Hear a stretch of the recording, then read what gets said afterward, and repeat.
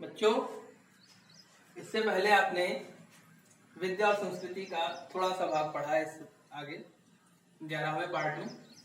अब इसमें हम उसके थोड़ा सा आगे बढ़ने वाले हैं। अभी तक हमने देखा कि जो न्याय निर्णय की जो व्यवस्था थी उसके लिए काजी की नियुक्ति की गई थी, और काजी की नियुक्ति के साथ साथ शैक्षिक विकास की थोड़ी बहुत बात की गई। इसके अंतर्गत पुस्तकालय खोले गए, कुछ अनुवाद कराए गए, ये सारी चीजें यहाँ पर आरंभ हो चुकी थी। यानी कि एक गति मिल चुकी थी साहित्य को, विद्या को, जो आगे बड़े सांस्कृतिक रूप में सामने आने वाली थी। कारण क्या था इसका? कारण यही था कि कुछ प्रश्न थे जिनका उत्तर चाहिए था विद्वानों को, और उसी प्रश्नों के उत्तर देने वाले को उलेमा वर्ग के रूप में जाना गया, हमने देखा। अब हम इसी पार्ट में थोड़ा सा जब आगे बढ़ते हैं तो इस शैक्षिक उन्नयन शरीयत के अनुसार निर्धारण के बाद देखते हैं कि कुछ वैज्ञानिक दृष्टिकोण भी थोड़ा बहुत यहाँ पर था, क्योंकि साहित्य और विद्या या संस्कृति और विद्या जो भाग है इसके अंतर्गत हमें विभिन्न पहलुओं को समझना होता है। इसके अंतर्गत हमें वहां की राजनीतिक व्यवस्था को छोड़कर बाकी जो भी चीजें हैं, चाहे वो शिक्षा का क्षेत्र रहा हो, चाहे कला का क्षेत्र रहा हो, चाहे साहित्य का क्षेत्र रहा हो, चाहे परंपराओं का विकास की बात, परंपराओं के विकास की बात हो, इन सबको हमको यहाँ से समझना पड़ता है। इसमें जो चीजें आपके चैप्टर में दी गई हैं मैं उन चीजों को ही बता रहा हूँ। बहुत ज्यादा आपको डिटेल में ले जाने की कोशिश नहीं कर रहा हूँ कि थोड़े के चक्कर में आप ज्यादा पाएं और ज्यादा में भ्रमित हो जाए, फिर थोड़ा भी ना बचे आपके पास, तो ऐसी स्थिति ना उत्पन्न हो। क्योंकि होता क्या है, कई बार हम जब खाना खा रहे होते तो बहुत ज्यादा मुंह से काट लेते हैं, जैसे ज्यादा बाइट जितनी होनी चाहिए उससे ज्यादा जल्दी के चक्कर में फिर मुंह चलाने में बड़ी दिक्कत होती है, यानी उसको जो है च्यू करने में, च्यू एंड डाइजेस्ट करने में थोड़ी सी प्रॉब्लम होती है। तो हम चाहते हैं कि हम उतना ही काटें, बाइट लें जितना जगह हो मुंह में। अब यहाँ पे जगह है नहीं, इसके बस की बात नहीं है, और हम बहुत सारा उठा के अपने आप में स्टोर करना चाहते हैं तो क्या होगा, मेमोरी करप्ट हो जाएगी, मतलब कुछ भी नहीं बचने वाला। तो ऐसे ही यहाँ पर भी हम लोग उतना ही देख रहे हैं जितना इसमें बताया गया। हालांकि जानने और समझने के लिए बहुत विस्तृत है, बहुत सारी चीजें हैं, लेकिन हमें अपने एग्जाम के पॉइंट ऑफ व्यू से भी चलना है और सिलेबस के अकॉर्डिंग भी चलना है, और अभी अपना स्तर भी देखना है कि हम किस क्लास में पढ़ रहे हैं। हम लोग पीएचडी नहीं कर रहे हैं, तो इसलिए कभी भी कुछ बहुत सारी नई चीजें आपको मिलेंगी इसमें, क्योंकि जैसे आप जब कुछ नई किताबें पढ़ेंगे जो आउट ऑफ सिलेबस होंगी, सिलेबस के बाहर होंगी, उनको जब आप पढ़ेंगे तो आपको कुछ ऐसी नई चीजें मिलेंगी जो मैंने नहीं बताई होंगी। तो इसका मतलब ये नहीं है कि मुझे नहीं आती, मैं नहीं बताना चाहता, या आपको बता दूंगा तो आप जान जाएंगे, ऐसा कुछ मैटर नहीं है। सिर्फ मामला ये है कि वो आपके स्तर की नहीं है। हाँ, अपने व्यक्तिगत ज्ञान के लिए आपकी जितनी कैपेसिटी है, आप जितनी किताबें पढ़ सकते हैं पढ़िए, लेकिन अगर आपको देखना है तो सबसे ज्यादा फोकस अपने सिलेबस पे करना होगा। बाहर से बहुत सारी किताबें मिलेंगी, बहुत सारा ज्ञान मिलेगा आपको, आप जितना बटोर पाइए बटोर लीजिए। अभी तो प्रेजेंट टाइम में क्या चल रहा है कि नॉलेज का ओवरलोड है, इतनी जानकारियां हमारे चारों तरफ बिखरी पड़ी हैं कि हम उसे संभाल ही नहीं पा रहे हैं।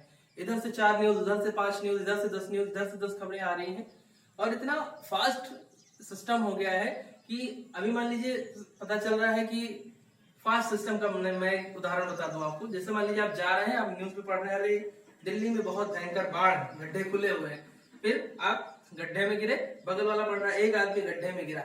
मतलब क्या है, कितना फास्ट हो रहा है सब कुछ, कि एक आदमी पढ़ रहा था कि बाढ़ आई है और दूसरा आदमी पढ़ रहा है कि उसके गिरने की न्यूज अगले 1 सेकंड बाद। तो ये एक सिस्टम है।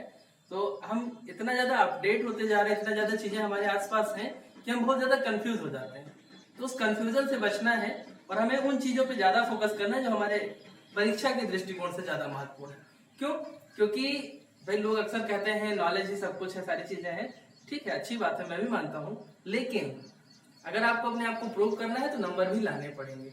सिर्फ नॉलेज लेकर के बहुत आप सब कुछ कर सकते हैं, बहुत कुछ कर सकते हैं, लेकिन नॉलेज से ही सब कुछ नहीं होता है। मार्क्स भी होने चाहिए प्रूव करने के लिए। इसकी नॉलेज का क्या मतलब कि आप अपने नंबर भी नहीं ला पाए। चलिए मान लीजिए 1 बार 2 बार नहीं ला पाए, लेकिन 10-5 बार अगर एग्जाम दे रहे हैं कोई तो आना चाहिए ना भाई। 4 टेस्ट देते हैं, 2-3 प्री बोर्ड देते हैं, देन बोर्ड देते हैं, फिर भी आपके नंबर नहीं आ रहे हैं, तो ये कहीं ना कहीं कोई ना कोई कमी को बता रहा है। ऐसा कुछ नहीं है कि आप नंबर नहीं पाए लेकिन फिर भी बहुत विद्वान है, इस भ्रम में मत रहिए, नंबर भी जरूरी है। तो आइए शैक्षिक विकास के बाद वैज्ञानिक दृष्टि वाले विद्वान, यहाँ का जो शैक्षिक विकास हुआ,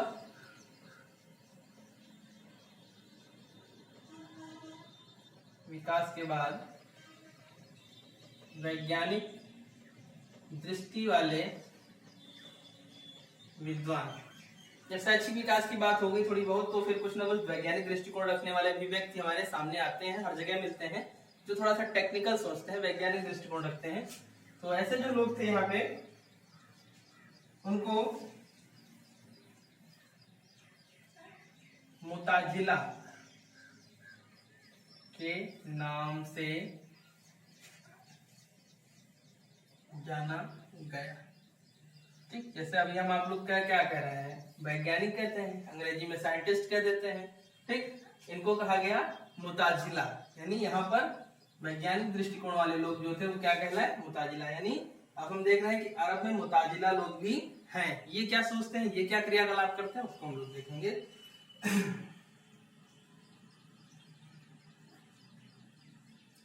इन सभी ने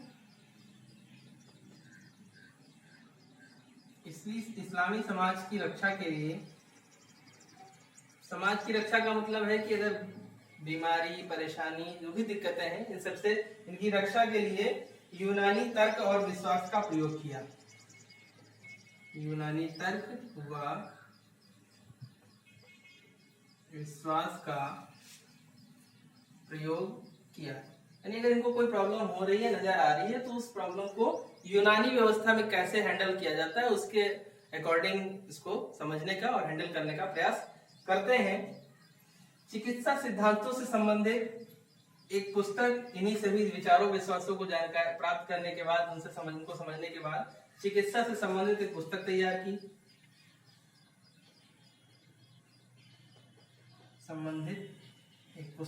की, उस पुस्तक का नाम था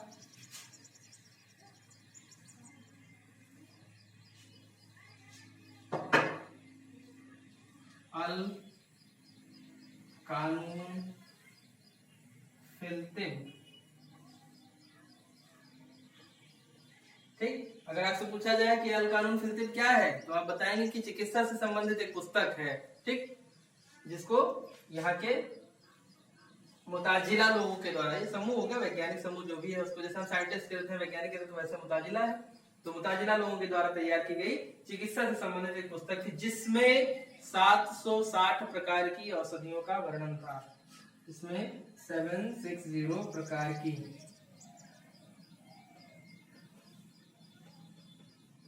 औषधियों का वर्णन था या उल्लेख था, जो भी चीजें आप अपने अकॉर्डिंग एडजस्ट कर लीजिए। वर्णन थोड़ा सा और ब्रॉड हो जाता है, उल्लेख थोड़ा सा जो सीधा साधा इनोसेंट टाइप का लगता है, उल्लेख था। फिर इसके बाद हम देखते हैं जो मिडवल इंडिया का टाइम, मिडवल एज रहा है, उसमें इन्होंने किस व्यवहार को, जैसे विद्या और फिर संस्कृति की बात आती है, तो संस्कृति में हम उनके आचार व्यवहार को ज्यादा फोकस करेंगे। तो ये देखने का प्रयास करेंगे कि इन्होंने किन सिद्धांतों को और अपने व्यवहार को नियंत्रित करने के लिए किन व्यवस्थाओं को अपनाया है ज्यादातर। तो हम लोग आ रहे हैं कि मध्यकाल जो था, उसमें जो इस्लामिक लोग थे, इस्लाम को मानने वाले लोग थे, उन्होंने कैसे आचरण किया है। इसमें दो फैक्ट है केवल, मुताजिला और अल के जो है अल कानून फिल तिब, ये दो चीजें हैं, मुताजिला लोग द्वारा रचित है, और 760 प्रकार की औषधियों का वर्णन है। बस ये 2-3 फैक्ट्स हैं इसमें। इस मध्यकालीन इस्लामी समाज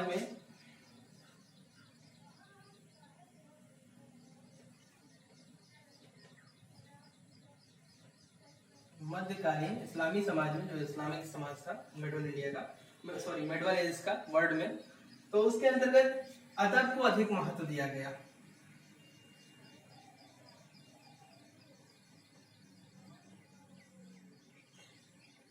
अदब को अधिक, अदब का मतलब क्या होता है, कहते हैं बड़ा अदब से पेश आना, बड़ा अदब से मिलता है व्यक्ति, जब मिलता है तो बड़ा अदब करता है, अदब लिहाज करता है। तो अदब का मतलब था साहित्यिक व सांस्कृतिक परिष्कार, यानी कि एक तरह का ऐसा व्यवहार जिसकी अपेक्षा की जाती थी, एक सभ्य या एक भद्र जन से, भद्र व्यक्ति से अपेक्षा की जाती थी, वैसा व्यवहार। किसी से मिलना तो विनम्रता से मिलना, तुरंत मिलते हुए चिल्लाने न लग जाना, लड़ाई मत कर लेना, मारपीट कर लेना, ये सब नहीं, बड़े अदब से पेश आना, हाल चाल पूछना, ये सारी चीजें। तो ये अदब को अधिक महत्व दिया गया। और इस व्यवस्था से संबंधित सबसे महत्वपूर्ण और जो लोकप्रिय रचना हुई वो थी कसीदा। अच्छा, आपने सुना होगा कि उनकी तारीफ में कसीदे गढ़ रहा था। तो कसीदा का मतलब होता है कि किसी की व्याख्या करना, उसको थोड़ा सा हाइपरबोल करके, यानी कि उसको थोड़ा सा विस्तारित कर देना या उसको बड़े स्तर पर बता देना। कसीदा नामक जो रचना थी, इसका मतलब था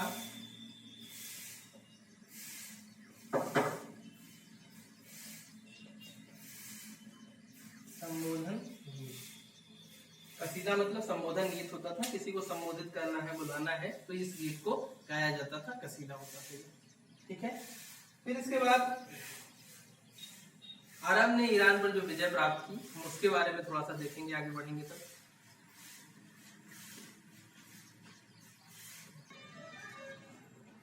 तो अब इसके बाद हम आगे बढ़ते हैं। जैसे कसीदा क्या है, लोग कहते हैं कि उनकी तारीफ में कसीदा गढ़ रहा, कसीदे गढ़ रहा था। एक तरह का संबोधन गीत होता है, किसी को जैसे बुलाने से पहले हम स्वागत गीत गाते हैं, वेलकम सॉन्ग जो होता है, क्या होता है, एक तरह से स्वागत होता है कि आइए, आपको थोड़ा सा बढ़ा चढ़ा के या फिर जैसा है वैसे भी हम उनको बुलाते हैं, स्वागत करते हैं। तो ऐसे ही इनका संबोधन गीत था।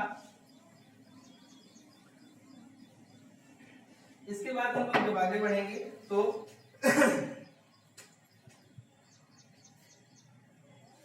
जब अरबों ने, यानी अरब वासियों ने ईरान पर विजय प्राप्त कर ली, तो वहां की भाषा जो थी वो थी पहलवी।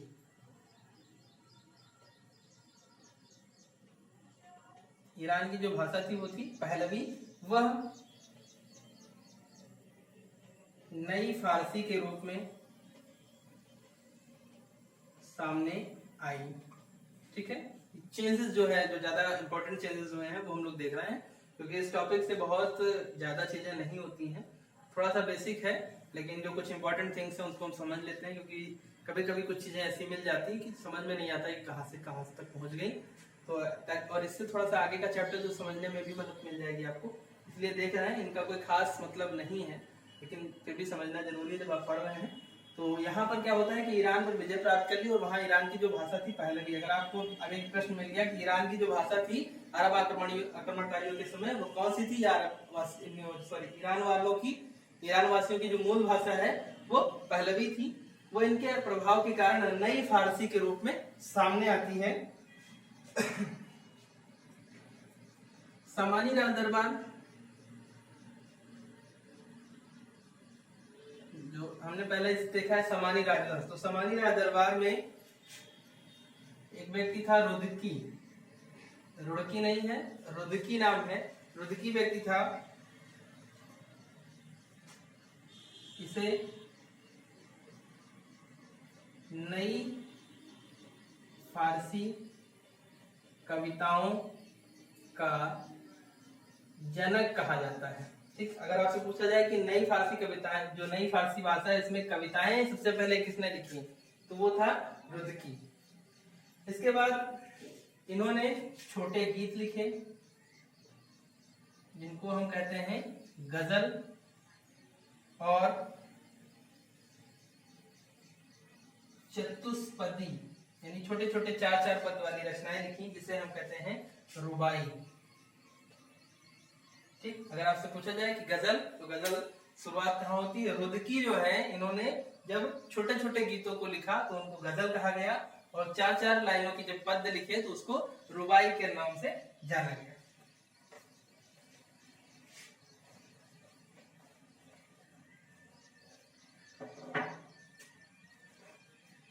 ग्यारहवीं सदी में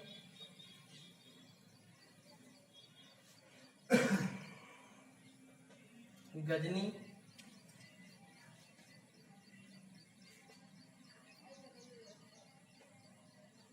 साहित्य का केंद्र बन गया। ठीक, 11वीं शताब्दी के आते आते जो गजनी था, अरब का क्षेत्र, जो गजनी क्षेत्र था, वह फारसी साहित्य का या फारसी भाषा के साहित्य का केंद्र बन जाता है। बगदाद में एक पुस्तक विक्रेता, जो भी चीजें हम पढ़ रहे हैं पूरा अरब के क्षेत्रों के आसपास से हुई घटनाओं को पढ़ रहे हैं। बगदाद का एक पुस्तक विक्रेता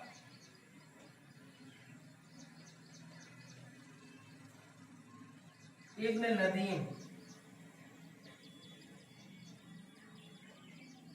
नदीम ने पुस्तकों की सूची तैयार की। जैसे वहां पर जो भी पुस्तकें उपलब्ध थी उस समय, उनकी सबकी एक सूची मिली है, जिसको तैयार किया था इब्न नदीम में। इस सूची को कहा गया था किताब अल फिहरिस्त। कहते हैं कि बड़ी लंबी फहरिस्त है, मतलब लंबी दौड़ भाग है। तो ऐसे लंबी फहरिस्त का मतलब, यहाँ फहरिस्त का मतलब है कि एक लंबी सूची। तो किताब अल फहरिस्त तैयार किया गया। इसमें लोगों के नैतिक आचरणों से संबंधित पुस्तकों का क्रमवार विवरण दिया गया था, या ये कहिए कि इस सूची में लोगों के नैतिक आचरण को दुरुस्त करने के लिए किताबें जो थी वो सूचीबद्ध की गई थी, उनकी लिस्टिंग की गई थी। इसके बाद हम लोग भूगोल और यात्रा वृत्तांत पर आते हैं थोड़ा सा।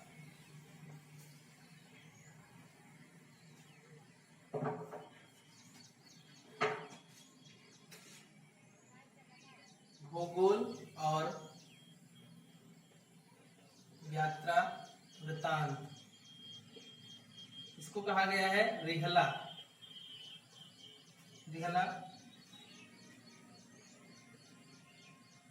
अदब की एक विशेष विधा थी। साथ ही साथ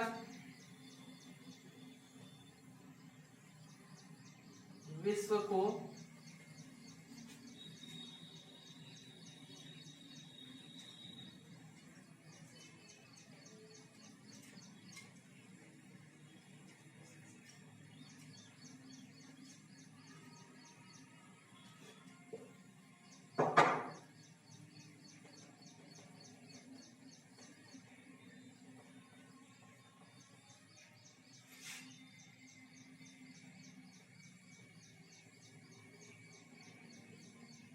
ठीक, यहाँ पर हम देखेंगे एक पुस्तक है भूगोल और यात्रा वृत्तांत से संबंधित, जिसको रिहला कहा गया है। इसमें अदब की विशेष व्यवस्था दी गई है, अदब जो था उसकी विशेष विधा को बताया गया है। साथ ही साथ इसमें विश्व की विभिन्न संस्कृतियों की विविधताओं को प्रदर्शित करने का काम एक साथ किया गया है। इस पुस्तक को मसूदी द्वारा तैयार किया गया, रिहला को मसूदी द्वारा तैयार किया गया था। अब इस्लामिक धार्मिक कला के, अब इसकी जो धार्मिक कला है, जैसे संस्कृति का ही भाग होता है कला, इसकी जो धार्मिक कला का मामला है उसमें जो चित्रण था उसकी मनाही थी, यानी आप चित्रकारी नहीं कर सकते हैं। चित्रकारी मानव की नहीं हो सकती है, पशु पक्षियों की नहीं हो सकती है। कहने का मतलब है कि उनकी चित्रकारी अगर आप कर रहे हैं तो आप ये दिखा रहे हैं कि हम ईश्वर के बराबर हैं, तो इस तरह से आप चित्रकारी वगैरह नहीं कर सकते थे, इसकी मनाही थी। और यही कारण था कि पुष्प व प्राकृतिक जो सामंजस्य था, प्राकृतिक जो दृश्य थे, उनकी चित्रकारी को बढ़ावा मिला, को बढ़ावा मिलता है। साथ ही साथ जो हुनर दिखाने का काम किया गया वो लेखन कला में, यानी आकर्षक रूप से लेखन शैली को अपनाया गया। और यही कारण था कि आगे चलकर हम देखते हैं कि इमारतों में जो पुष्प हैं, जो फूल होते हैं, पत्तियां होती हैं, लताएं होती हैं, इनके आकार मिलते हैं और साथ ही साथ लेख मिले हुए, लेख लिखे हुए मिलते हैं। विभिन्न सिक्कों पर या इमारतों पर लेख लिखे होते हैं। क्यों? क्योंकि और सारी चित्रकारियां प्रतिबंधित थी, जिसके कारण इनका जो विकास हुआ वो दो ही क्षेत्रों में, एक खुशनवीसी जिसे लेखन कला कहते हैं, और दूसरा अरबेस्क। अरबेस्क का मतलब होता है वनस्पतीय व्यवस्था, खुशनवीसी और आर्बेस्क, इसमें वनस्पति से संबंधित इसमें लेखन यानी सुंदर लेख लिखने की प्रथा जो है वो तेजी से बढ़ी, और साथ ही साथ वनस्पतियों की चित्रण की जो व्यवस्था थी उसको तेजी से अपनाया गया, क्योंकि और बाकी चित्रण जो था वो प्रतिबंधित था। और इस प्रकार से संपूर्ण अध्ययन के बाद हम जब पाते हैं, क्योंकि लास्ट में 2 लाइन में मैं इसको कंक्लूड कर रहा हूं फाइनली,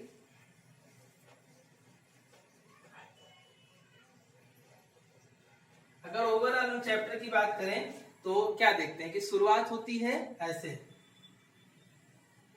एक गोला है यानी धर्म से एक शुरुआत होती है, और फिर धीरे धीरे ये अलग अलग रूपों में सामने आता है हमारे।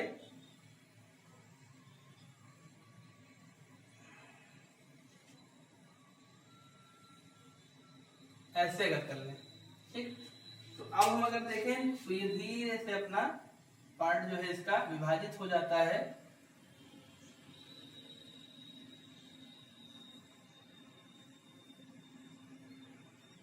अब हमारे पास कितने गोले हो गए, 1, 2 और 3। हमने देखा कि एक गोला है यानी एक व्यवस्था है जिसका नाम है धर्म, वहां से यात्रा शुरू होती है, फिर धीरे धीरे समुदाय बना, और उसके बाद राजनीतिक व्यवस्था आई। राजनीतिक व्यवस्था आ गई, राजनीतिक व्यवस्था का मतलब जो सल्तनत का उदय है उससे बात है। समुदाय की बात जो हो रही है इसमें शहरीकरण की बात हो रही है, व्यापारियों का वर्ग उदित हो जा रहा है, ये क्या एक समुदाय है, और एक खलीफा वर्ग यानी जो धर्म से संबंधित मुख्य लोग हैं उनकी। तो शुरुआत हमने की थी कि कबीलाई जनजाति के लोग धार्मिक व्यवस्था में प्रवेश करते हैं, धर्म को अपनाते हैं और धर्म की तरफ आगे बढ़ते हैं, लेकिन आगे चलकर समय के साथ बदलते हुए व्यवस्थाओं में ढल जाते हैं, और ढलते हुए ये 3 भागों में बढ़ जाते हैं, यानी कि जो एक गोला था वो अब 1, 2 और 3 गोलों में बढ़ गया है। ठीक, संपूर्ण समाज क्षेत्र वही है, लेकिन धाराएं अलग अलग हो चुकी हैं, धर्म के लोग अलग हो चुके हैं, समुदाय अलग है और विभिन्न समुदाय अलग है, और राजनीतिक व्यवस्था एक अलग स्वरूप में अपने आ चुकी है सामने। तो इस तरह से इस्लाम का उदय और विस्तार ये चैप्टर यहाँ पर कंप्लीट होता है। इसके आगे हम लोग नेक्स्ट चैप्टर को अगले पढ़ेंगे। इसके बाद एक चैप्टर है यायावर, जिसे आपको नहीं पढ़ना है, वो आपके सिलेबस में इस बार नहीं रखा गया है, हटा दिया गया है। उसके बाद आने वाला जो चैप्टर होगा 3 वर्ग आई थिंक वही है, तो उसको हम लोग इसके बारे में लोग पढ़ेंगे। तो आप लोग तब तक समझिए, कोई दिक्कत हो तो आप लोग मिलते हैं, समझते हैं, पूछते हैं। Thank you.